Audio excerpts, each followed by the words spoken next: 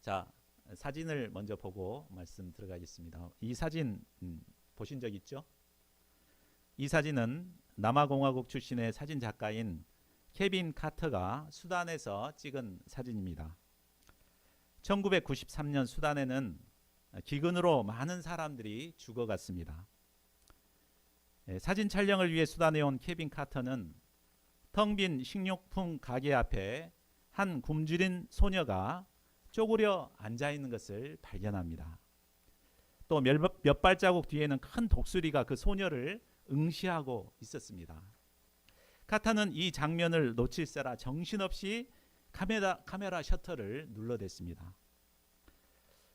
이 사진으로 그는 이듬해인 1994년 5월 퓰리처상을 받는 영광을 얻게 됩니다.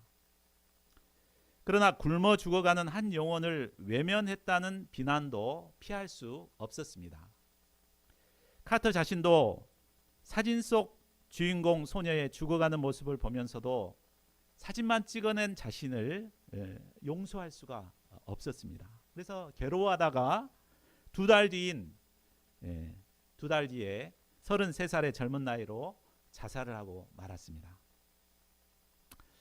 자, 죽어가는 한 영혼을 불쌍히 여기는 마음은 바로 하나님의 마음입니다. 그러나 우리는 케빈 카터처럼 눈앞에 있는 자신의 이익만을 추구하기 쉬운 것 같습니다.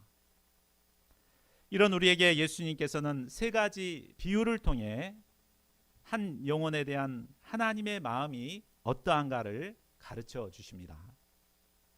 본문 말씀을 통해 하나님 아버지의 크신 사랑을 영접하고 아버지의 사랑의 품에 안길 수 있기를 간절히 기도합니다.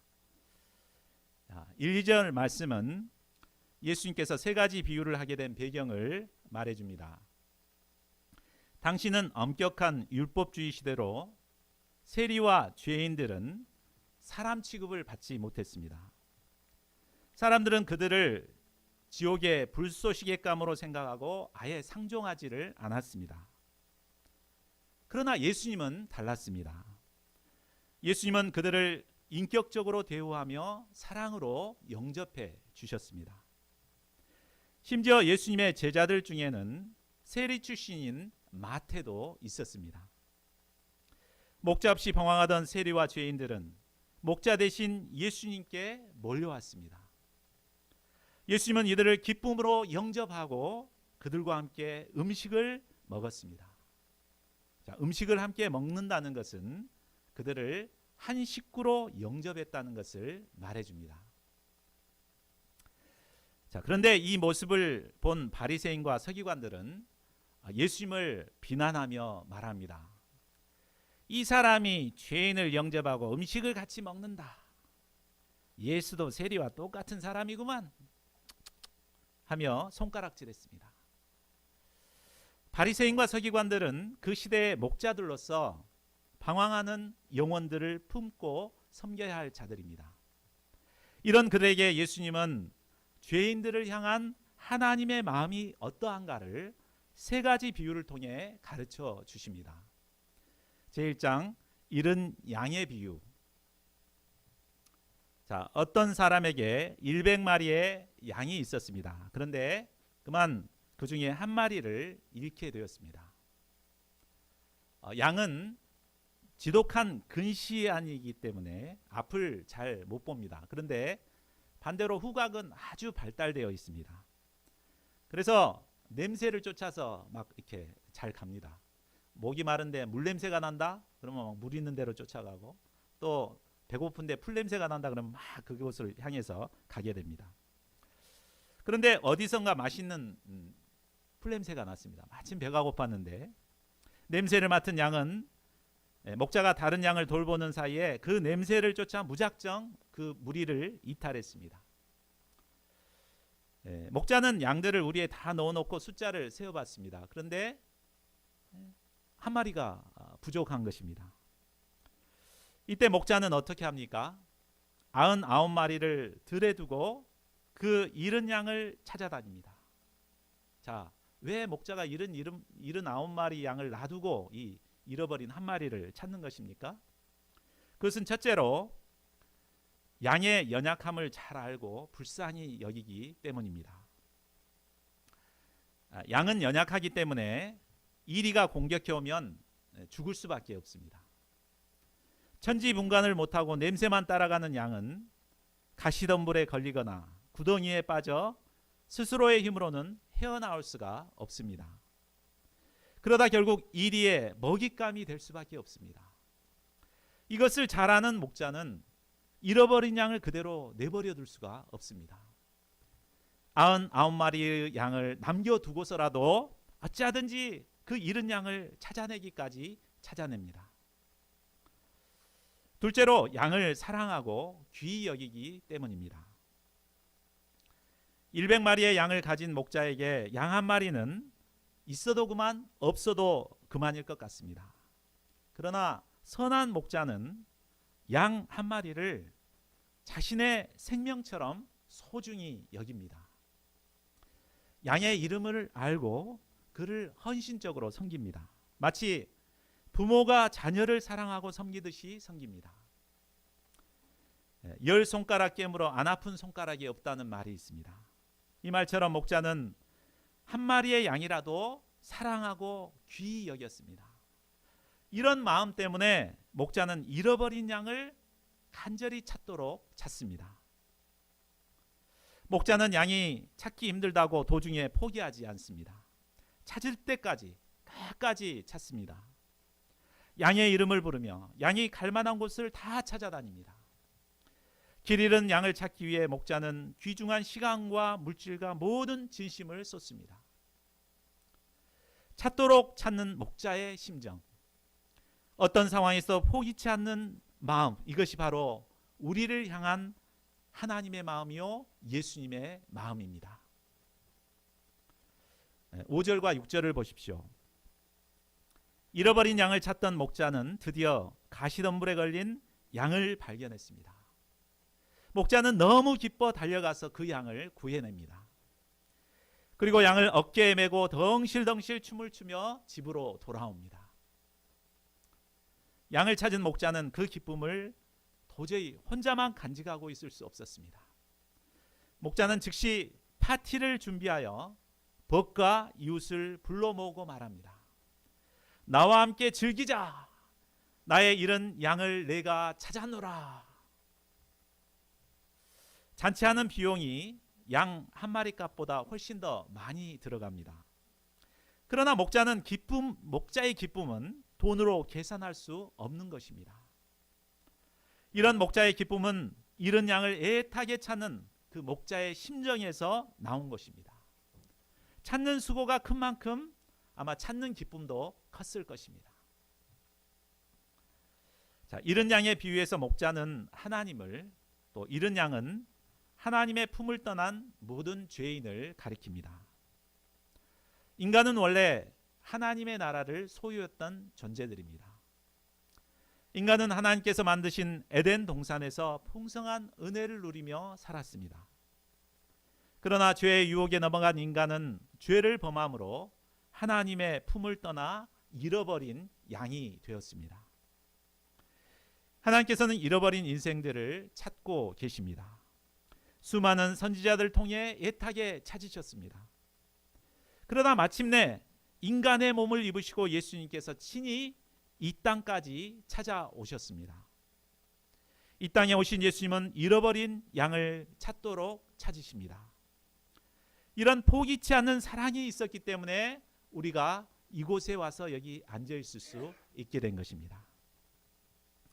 7절을 보십시오. 예수님은 비유의 결론을 말씀합니다. 우리 같이 한번 읽어볼까요? 시작. 내가 너에게 이르노니 이와 같이 죄인 한 사람이 회개하면 하늘에서는 회개할 것 없는 의인 99으로 말미암아 기뻐하는 것보다 더하리라.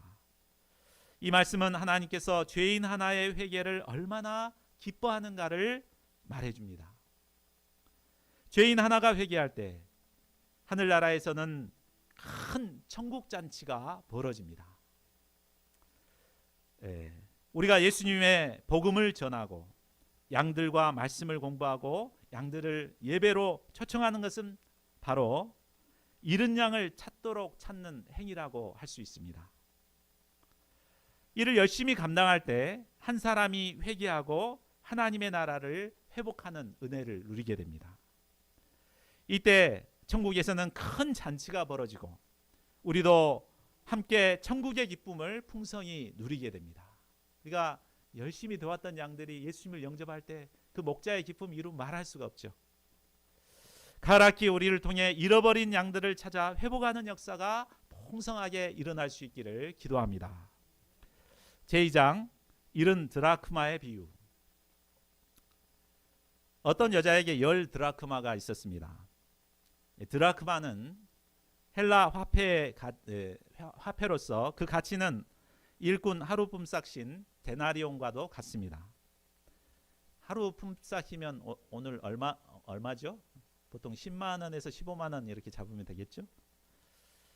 자, 한 드라크마는 돈 많은 사람에게는 그리 큰 돈이 아닙니다. 그러나 가난한 여인에게 있어서는 이 한 드라크마는 한 달 생활비가 될 정도로 소중한 것입니다. 아마 10드라크마는 이 여인에게 있어서 전 재산이었을지 모릅니다. 여인은 그 하나하나를 아주 보석같이 소중히 여겼습니다. 그런데 어느 날 집에 돌아와서 고이 쌓아두었던 이 드라크마를 한번 살펴봤더니 그만 9개밖에 보이지 않는 것입니다. 반복해서 세봤더니 9개가 분명했습니다. 여인은 잃어버린 드라크마 하나를 찾기 위해 등불을 켜고 온 집안을 쓸며 부지런히 찾습니다. 여인이 잃은 한 드라크마를 왜 이처럼 부지런히 찾는 것입니까? 물론 가치도 있지만 무엇보다 자신의 소중한 자신의 소유였기 때문입니다. 자신의 소유를 잃어버리면 얼마나 안타깝습니까? 우리는 호주머니에 100원짜리, 만원짜리 지폐만 하나도 이렇게 보이지 않으면 굉장히 안타까워하잖아요. 우리 인간은 본래 하나님의 형상이 새겨진 하나님의 소유였습니다. 창세기를 보면 하나님께서 인간을 만드시고 인간에게 하나님의 형상을 부여합니다. 그러나 하나님의 소유였던 인간은 사탄의 유혹에 넘어가 죄를 범함으로 잃어버린 존재가 되어버렸습니다. 이로써 하나님의 형상은 점차 잃어버리고 동물의 형상으로 전락해 버렸습니다. 하나님께서는 이런 우리를 되찾기를 원하십니다. 하나님의 형상을 회복시켜 하나님의 소유가 되기를 원하십니다. 이 때문에 예수님께서는 말씀의 등불을 켜고 집을 쓸며 찾아내기까지 찾으십니다. 9절을 보십시오. 또 찾아낸즉 벗과 이웃을 불러 모으고 나와 함께 즐기자 잃은 드라크마를 찾아내었노라 하십니다. 잃은 양을 찾았을 때와 똑같이 벗과 이웃을 불러 잔치를 함으로 기쁨을 함께 나눕니다. 드라크마의 비유의 결론도 잃은 양의 비유와 같습니다. 10절을 보십시오. 내가 너에게 이르노니 이와 같이 죄인 한 사람이 회개하면 하나님의 사자들 앞에 기쁨이 되느니라. 사람들은 죄인 한 사람의 회개를 대수롭지 않게 생각합니다. 그러나 하나님께서는 한 사람의 회개를 의인 99보다 더 귀히 여기시고 하늘에서 하나님의 사자들과 함께 크게 기뻐하십니다. 한 사람의 회개는 그 한 사람으로 끝나는 것이 아닙니다. 한 사람의 회개는 가정을 변화시키고 캠퍼스를 변화시키고 시대를 변화시킵니다. 사도 바울 한 사람의 회개는 수많은 교회를 탄생시켰습니다. 그리고 기독교의 기초를 놓게 했습니다. 오거스틴 한 사람의 회개는 기독교를 이단 사상으로부터 보호하고 신학의 기초를 놓았습니다. 실제로 나 한 사람의 회개는 하나님의 역사에 큰 영향을 끼칩니다. 우리 태은 형제님 한 사람이 회개했을 때 우리 생활관 분위기가 달라지고 우리 교회 분위기가 바뀌고 있습니다. 이처럼 나 한 사람이 회개할 때 가정과 교회와 캠퍼스와 직장에서 놀라운 변화의 역사가 일어나게 됩니다. 하나님께서는 잃어버린 한 영혼이 회개하기까지 찾고 또 찾으십니다. 우리가 회개함으로 하나님이 찾으시는 사람이 되어 하나님의 역사에 귀하게 쓰임받을 수 있기를 기도합니다. 제3장 잃은 아들의 비유. 자, 그렇다면 우리가 회개하기 위해서는 구체적으로 어떻게 해야 할까요? 회개하고 싶은데 어떻게 해야 될지 잘 모르는 사람들이 있습니다. 때문에 예수님께서는 이것을 알기 쉽게 비유로 가르쳐 주십니다. 이것이 바로 유명한 탕자의 비유입니다. 11절을 보십시오. 어떤 사람에게 두 아들이 있었습니다. 큰 아들은 성실하고 아주 율법적이어서 열심히 일을 하며 아버지의 말을 잘 들었습니다. 그러나 작은 아들은 형과 달리 얽매이는 있는 것을 아주 싫어했습니다. 자유롭게 살고 싶어 했습니다. 아버지는 자식들을 지극히 사랑하여 자식에게 필요한 모든 것을 주었습니다. 그런데도 작은 아들은 이것에 만족할 수 없었습니다. 작은 아들은 답답한 아버지의 집을 떠나 자유롭고 멋지게 살고 싶었습니다. 아버지의 집에 그대로 있다가는 일생 하고 싶은 것 못 해보고 별 볼 일 없는 삶으로 인생을 끝낼 것 같았습니다. 그는 하루라도 빨리 아버지의 집을 떠나 먼 나라에 가서 자기 마음대로 살고 싶었습니다. 그러다 마침내 아버지의 집을 떠나기로 결심하고 아버지께 통보합니다. 아버지여, 제 재산 중에서 내게 돌아올 분깃을 내게 주소서. 자, 유산은 아버지가 죽기 직전에 아니면 죽은 후에 나눌 수 있는 것입니다. 그런데 아버지가 엄연히 새파랗게 살아계시는데 재산을 나누어 달라고 요청하는 것은 참으로 버르장머리였고 무례한 요구입니다. 아버지는 아들을 심히 책망하고 그 요구를 무시할 수도 있었습니다. 그런데 아버지는 어떻게 합니까? 아버지는 그의 요구대로 살림을 각각 나누어 주었습니다. 아버지는 아들이 무엇 때문에 떠나려는지 잘 알고 있습니다.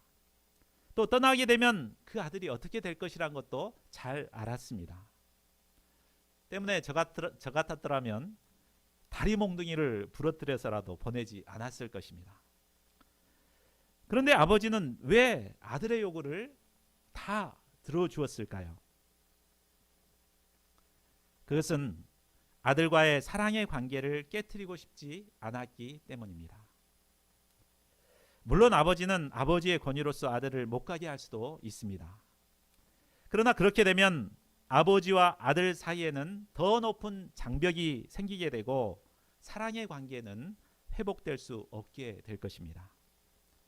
아버지는 그렇게 되는 것을 결코 원치 않았습니다. 마음은 아프더라도 둘째가 원하는 대로 재산을 각각 나누어 주었습니다. 13절을 보십시오. 아니나 다를까 둘째는 며칠이 지나지 않아 재산을 정리해서 먼 나라로 떠나버렸습니다. 아버지 집을 떠난 그는 무한한 자유를 만끽했을 것입니다. 이제는 자신을 간섭할 사람이 아무도 없었습니다. 그는 아버지에게 받은 재산을 흥청망청 쓰기 시작했습니다. 그러다 육신의 쾌락에 빠져들어 창기와 함께 정욕의 죄를 지었습니다. 그는 집에서 가지고 온 재산을 마음과 육신이 원하는 대로 마구마구 써댔습니다. 그리하여 결국 자신의 재산이 다 허비해졌습니다. 낭비하였습니다. 여기서 재산을 낭비했다는 것은 단순히 재물만 허비했다는 것을 말하지 않습니다. 아버지에게 받은 재산이란 하나님께서 우리에게 주신 생명, 재능, 젊음, 시간, 물질, 이 모든 것을 포함하고 있습니다. 그러므로 그는 재산뿐만 아니라 귀중한 젊음과 인생 전체를 허비한 것입니다. 허랑방탕한 것은 한마디로 육체와 마음이 원하는 대로 살다가 귀중한 인생을 허비하는 것을 말합니다. 이런 삶을 통해 남는 것이라고는 죄의 열매와 죄의식과 후회뿐입니다. 내가 왜 그때 그렇게 살았지? 내가 왜 그렇게 살았지? 껄껄껄 하면서 죽어갑니다. 자, 14절을 보십시오. 설상가상으로 그 나라에 큰 흉년이 들었습니다. 환율은 올라가고 인플레이션 고물가로 먹고 살기가 힘들어졌습니다.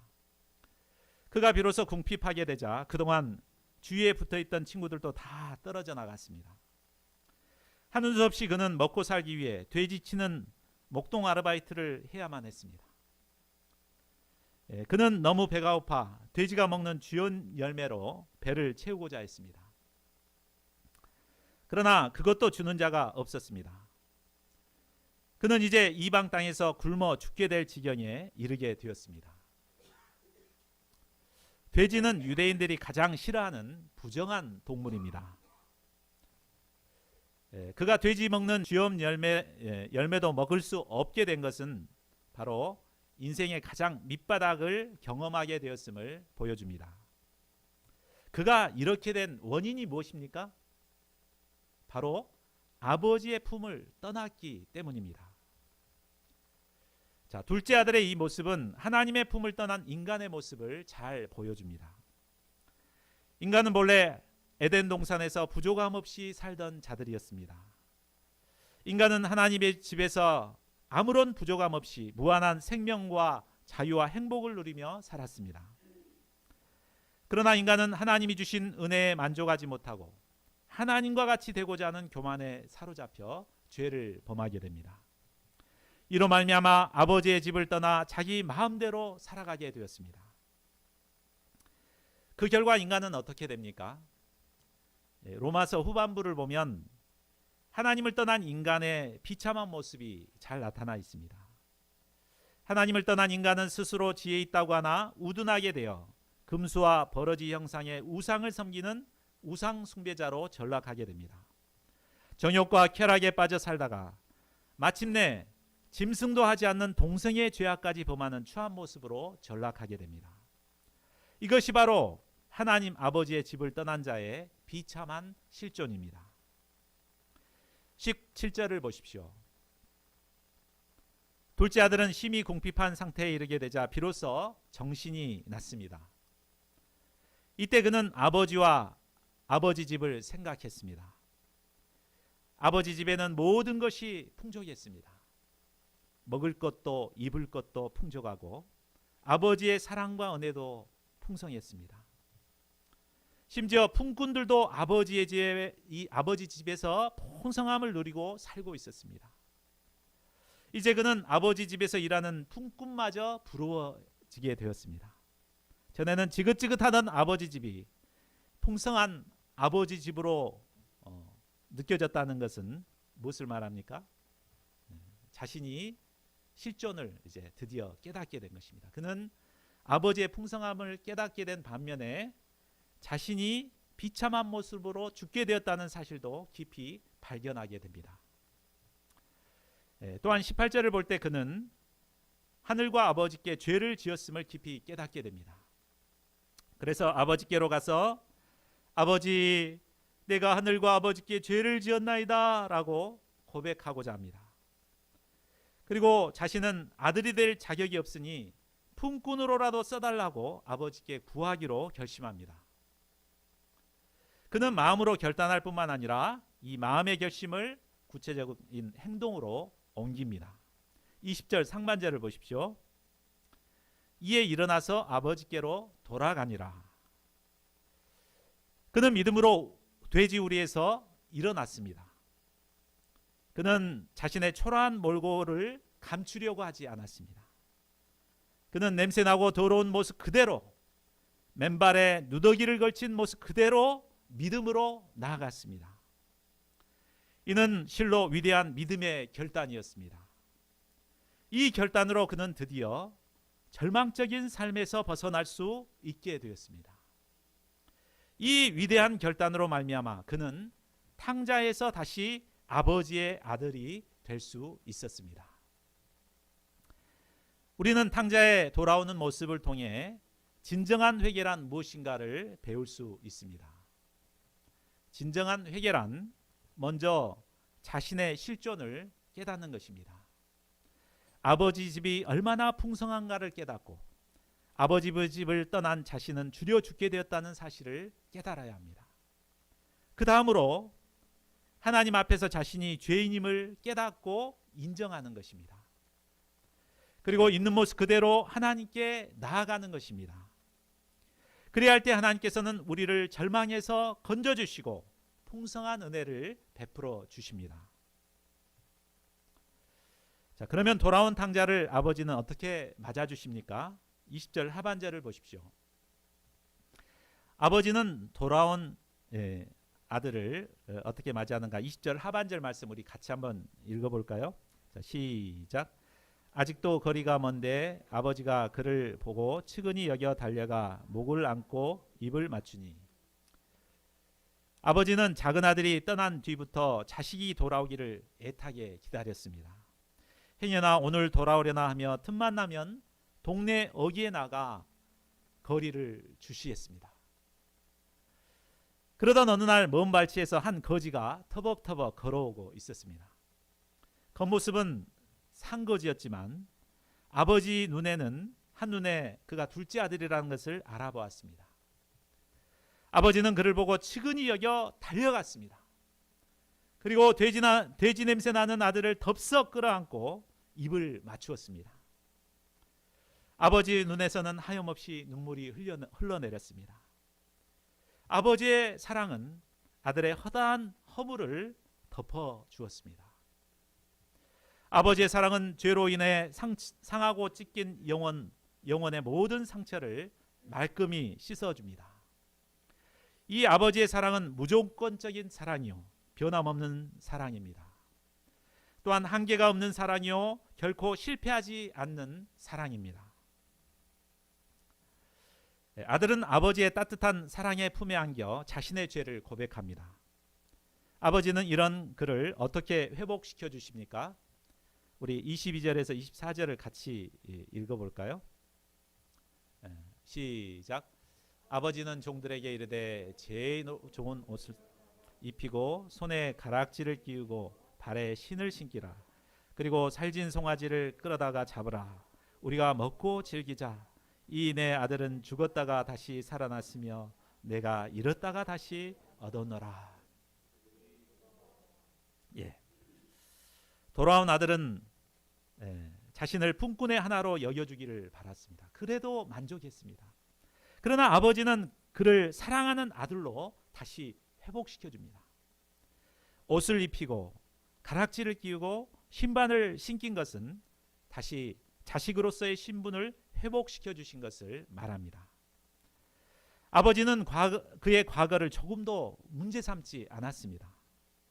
다만 아들이 돌아온 그 사실 하나로 기뻐하고 즐거워했습니다.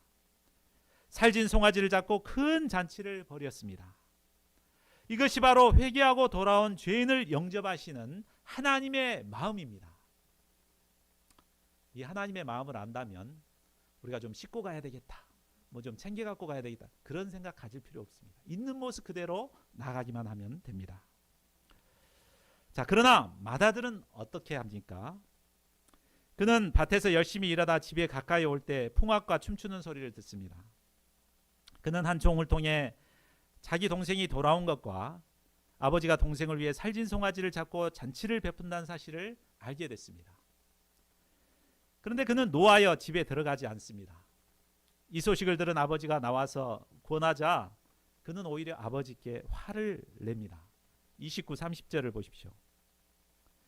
내가 여러 해 아버지를 섬겨 명을 어기며거늘 내게는 염소 새끼라도 주어 나와 내 벗으로 즐기게 하신 일이 없더니 아버지의 살림을 창녀들과 함께 삼켜버린 이 아들이 돌아오매 이를 위하여 살찐 송아지를 잡았나이다.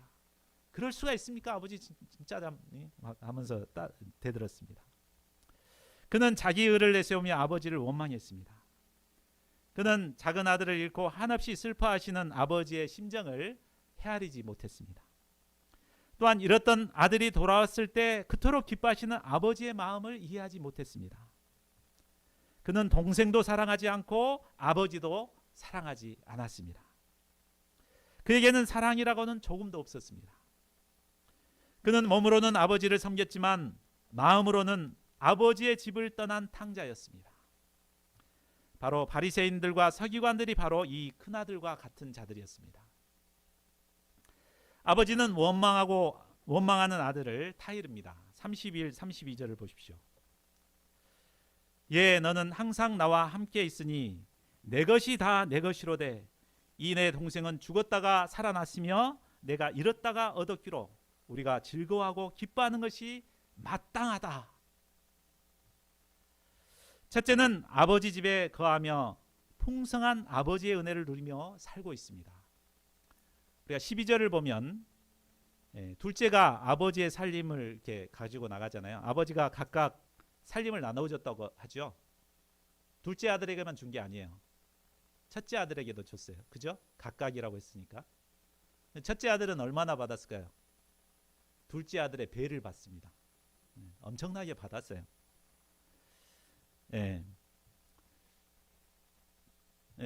그러면서도 현재는 아버지의 재산까지도 자기 것으로 누리며 살고 있습니다. 아버지께 모든 것을 받았는데도 그는 아버지를 뭐라고 합니까? 염소 새끼 한 마리 안 잡아준 그런 분으로 알고 있습니다. 그러며 동생도 사랑하지 않고 이런 아버지도 오해하는 배은망덕한 자였습니다.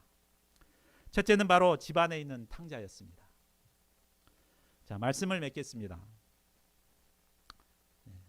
사진으로 시작했으니까 이제 마지막은 그림으로 맺겠습니다. 자, 이 그림 잘 아시죠? 렘플란트가 그린 돌아온 탕자라는 명화입니다. 작은 아들이 집으로 돌아온 순간 아버지는 아들을 품에 꼭 끌어안았습니다. 큰아들과 식구들은 멀찌감치 떨어져 그리 밝지 않은 표정으로 이 둘을 바라보고 있습니다. 그렇죠? 특히 그들의 시선은 모두 아버지의 두 손을 향하고 있습니다. 팽팽한 긴장감을 느끼게 합니다. 이 작품에서는 여러 대비되는 모습이 나타나 있습니다. 따뜻한 빛으로 충만한 화해의 공간, 아버지와 아들과의 이 화해의 공간이 있고, 또 시기와 원망이 가득한 차가운 시선의 공간이 대비되고 있습니다. 밝은 빛으로 강조된 따뜻한 아버지의 손길, 두 눈을 지그시 감은 아버지의 인자한 얼굴, 또 여기에 대비되는 어둠 속의 사람들의 질투와 열등감, 그을린 눈빛, 무정한 표정이 그려져 있습니다. 렘블란트는 이 두 아들의 모습을 밝고 어두운 이 명암으로 표현하고 있습니다. 매일같이 아들이 돌아오기를 기다리던 흰 수염을 기른 늙은 아버지의 눈에는 초점이 없습니다. 아버지의 왼손은 힘줄이 두드러진 강인한 손이지만 오른손은 가늘고 긴 손가락이 부드럽게 등에 얹혀져 있어 마치 어머니의 손과 같습니다. 모든 빛이 이 손으로 모여 있고 화해와 용서와 치유의 의미를 이 손에 담고 있습니다. 탕자의 머리는 죄수처럼 삭발한 모습입니다. 눈을 감은 탕자의 얼굴은 한없이 평온한 아기의 모습입니다. 샌들이 벗어진 왼발은 상처투성이고 오른발의 샌들 뒷굽은 다 닳아 있습니다. 렘블란트는 이 그림을 통해 우리 자신의 모습이 어디에 있는가를 돌아보기를 원합니다. 여러분은 과연 아버지의 사랑의 품에 안긴 돌아온 탕자입니까? 아니면 몸은 아버지 집에 있지만 여전히 어둠 가운데 있는 큰아들입니까?